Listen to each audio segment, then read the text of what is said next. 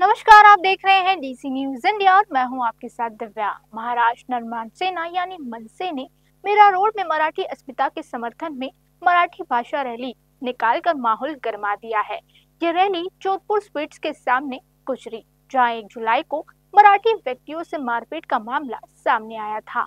हालांकि पुलिस ने सुरक्षा कारणों से इस मार्च की अनुमति देने से इनकार कर लिया था। तो आइए देखते हैं मुंबई से हमारे संवाददाता सैयद मसूद की रिपोर्ट। थप्पड़ का जो आप किस्सा बोल रहे हैं, जो मेरी तरफ से भूल हो गया, ऐसा कुछ नहीं है। क्या एक सिंपल सा एक झगड़ा था, उसको हम लोग ने है ना एक्चुअली है ना उसको हम लोग मराठी बोलने के लिए वो मराठी बोला नहीं। अगर वो मराठी बोलता तो ये किस्सा ही नहीं होता था जो इस तरह हो रहा है, जो आप देख रहे हैं ये। और ये आक्रोश पहले से नहीं है। यहाँ के जो मराठी है उनको रहने के लिए जगह रूम नहीं दी जाती। यहाँ का जब उनका फेस्टिवल होता है तो आप इनको मच्छी मटन खाने नहीं दे। ये आक्रोश के वजह से ये सब बोलते हैं।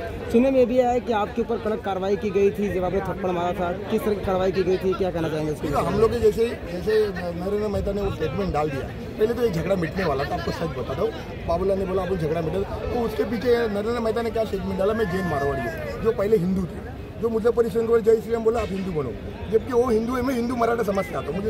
मुझे समझ मेरे को बताना नहीं चाह कि मैं खुद हिंदू हूँ। आज वो जैन मारवाड़ी कैसे बन गए? वो जैन मारवाड़ी उनमें क्या हो गया कि हम लोग पे अत्याचार है, वो समाज में उनका संदेश दिया, उसके वजह से वो जो आंदोलन हुआ, जो आंदोलन के वजह से क्या हुआ, उन लोगों ने अलग अलग के नारे दिए, मुझे बताना जरूरत नहीं। जो आंदोलन उसके वजह से मराठी आदमी बोला हम लोग भी नहीं हुए, उसके वजह से ये सब कुछ हुआ। आपके एक थप्पड़ की वजह से सभी मराठी लोग एकजुट हुए हैं अपनी मराठी अस्मिता को लेकर, मराठी मान सम्मान को लेकर, भाषा को लेकर। जिस तरह से आज रैली निकाली, पुलिस प्रशासन ने इसे परमिशन नहीं दिया था, उसके बावजूद भी आप लोगों ने निकाला। इसे किस तरह से आप देखते हो, क्या कहना चाहेंगे सभी मराठी बांधवों से? देखिए, मराठी भाई पहले से ही जागरूक ऐसा नहीं है, पर उनको कुछ प्लेटफॉर्म नहीं मिला था, माध्यम नहीं मिला था। आज मेरी तरफ से माध्यम मिला होगा तो अच्छी बात है। और आगे भी मैं मराठी जनता को जानता हूँ, आप जो अपना मराठी भाषा का प्रचार है, मराठी भाषा को जो कर रहे हैं, मराठी गा रहे हैं, वो करते रहिए। और अभी हमारे साथ बहुत सारे लोग जुड़े हैं। अगर किसी अन्याय होगा, अपना इधर भाषी का बोल रहा हूँ, अगर अन्याय होगा तो इसलिए मराठी जनता सबके साथ। क्या वापस थप्पड़ की गुजेगी? देखो, थप्पड़ मारने की किसी को जरूरत नहीं होती।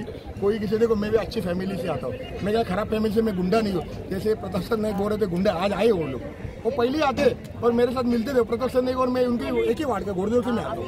मैं घोड़देव, वही हमारे 146 के आमदार है। तो मेरे को बोलते प्रमोद क्या, मैं किस्सा बताता था, वो मुझे बोलता गुंडागर्दी कर रहे। अरे मैं एक्चुअली गवर्नमेंट सर्वेंट का लड़का हूँ, मुझे क्या गुंडा करने की जरूरत है? मैं सिंपल फैमिली से हूँ। अगर वो बोलते तो क्या झगड़ा मिटा देते और क्या? वो हिंदी बोलता, माफी मांगता है, मैं गलत हो गया वो करता। सर, ये मोर्चा के माध्यम से जनता को क्या संदेश देना चाहते हैं आप? जनता के संदेश कुछ नहीं है। जनता को क्या संदेश दिया? जनता समझ गई, मोर्चा में जनता संदेश गई, अपने नेता लोग ने बता दिया, मुझे कुछ संदेश देने की जरूरत नहीं है। आज मराठी माणूस एकत्र आला, मला असं वाटतं तो विषय राजकीय विषय वेगळा, पण मराठी माणसाने एकजूट दाखवली। ज्या पद्धतीची दडपशाही करण्याचा प्रयत्न सरकार करत होतं, याचं चोख उत्तर मला असं वाटतं आज सगळ्या महाराष्ट्रातल्या मराठी माणसं। बघा, मी तुम्हाला एक प्रश्न विचारतो, समजा तुमच्या घरी मी पाहुणा म्हणून राहिला आणि जर मी तुम्हाला सांगायला लागलो मी असाच राहील, काय करायचं हे मी तुम्हाला तुमच्या घरी येऊ, मी पाहुणा म्हणून आलो आहे आणि मी तुम्हाला सांगितलं तू जमिनीवर झोप आणि मी पलंगावर झोप, चालेल का हो तुम्हाला? छत्रपती शिवाजी महाराज की जय, जय भवानी, जय शिवाजी। पाहुणा म्हणून आलो ना, तुमच्या घरी जे जेवण बनेल ते मी खाईन का? मी इथे येऊन सांगू की नॉनव्हेज ना खायचं, व्हेज खायचं म्हणून? मला वाटतं हे धंदे त्यांनी बंद केले पाहिजे। पाहुणे म्हणून आलाय, आम्ही तुम्हाला आपलंसं केलंय, तुम्हाला आम्ही सन्मान करतो, तर गैरफायदा नाही। तर मला असं वाटतं इथले कोण आमदार बिमदार कोण आहेत, नरेश सुरेश परेश महिता शैता कोण असेल तो पोलीस काम करतायत, सगळ्या नरेश सुरेश परेशला सांगून ठेवतो, चड्डीत राहायचं, आता घाट मराठी माणसं।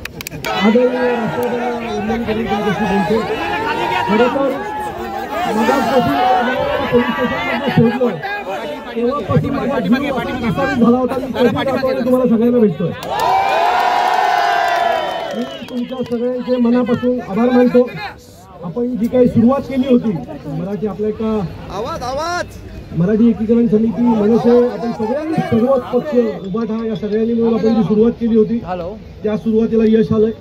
पोलिसांनी कितीही दडपशाही केली, आज सकाळपासून जवळजवळ 1,500 आपल्या पदाधिकाऱ्यांना अटक केल्याच्या नंतरही तुम्ही सगळेजण एवढ्या मोठ्या संख्येने रस्त्यावर उतरला।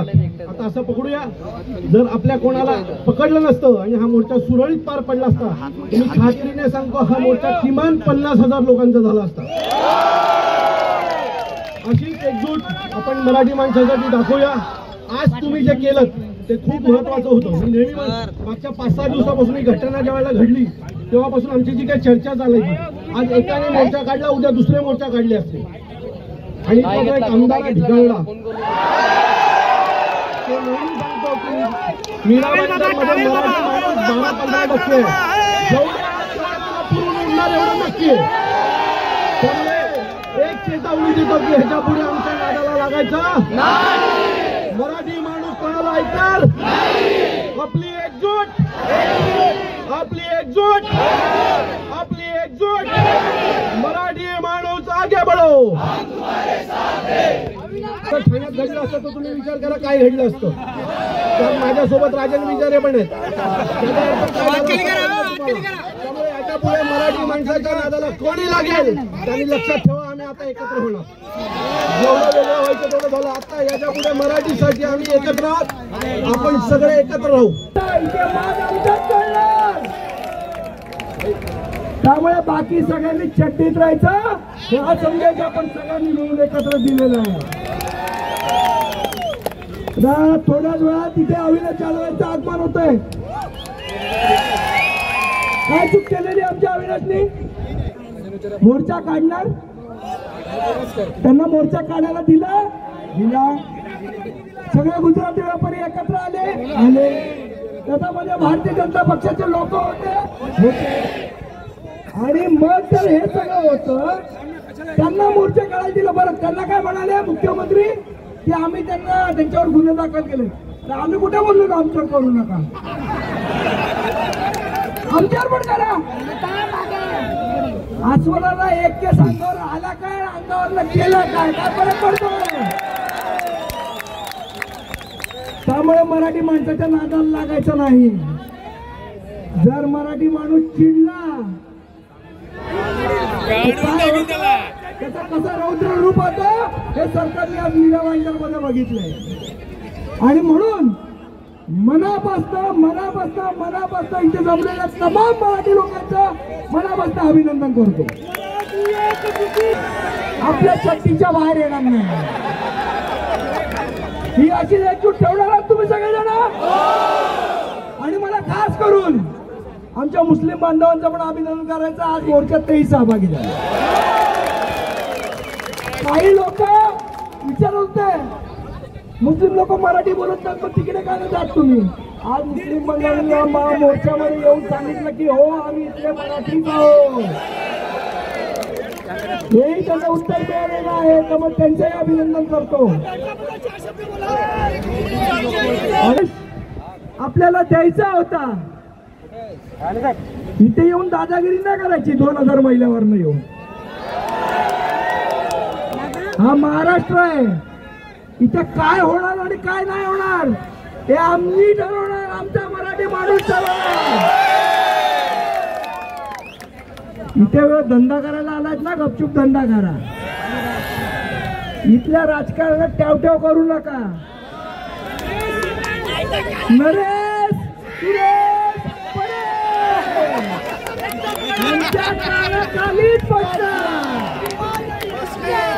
नरेश नाही शिकवायचं आम्हाला. नरेश चट्टीत राहायचं. हालांकि पुलिस ने सुरक्षा कारणों से इस मार्च की अनुमति देने से इनकार कर दिया था। बावजूद इसके मन से कार्यकर्ता ने बड़ी संख्या में सड़कों पर उतर गए और पुलिस कार्रवाई के विरोध में नारेबाजी भी की। हालात काबू रखने के लिए ओम शांति चौक पर भारी पुलिस बल बंदोबस्त किया गया था। बिना इजाजत रैली निकालने पर कई मनसे कार्यकर्ताओं को हिरासत में भी लिया गया। फिलहाल इलाके में शांतिपूर्ण माहौल बना हुआ है। पुलिस किसी भी अप्रिय घटना को रोकने के लिए सतर्क नजर रखे हुए हैं। तो अभी के लिए बस इतना ही। देश और दुनिया की तमाम बड़ी खबरों के लिए रुख कीजिए DC न्यूज इंडिया का। ये थी हमारी संवाददाता सैयद मसूद की रिपोर्ट मीरा रोड से।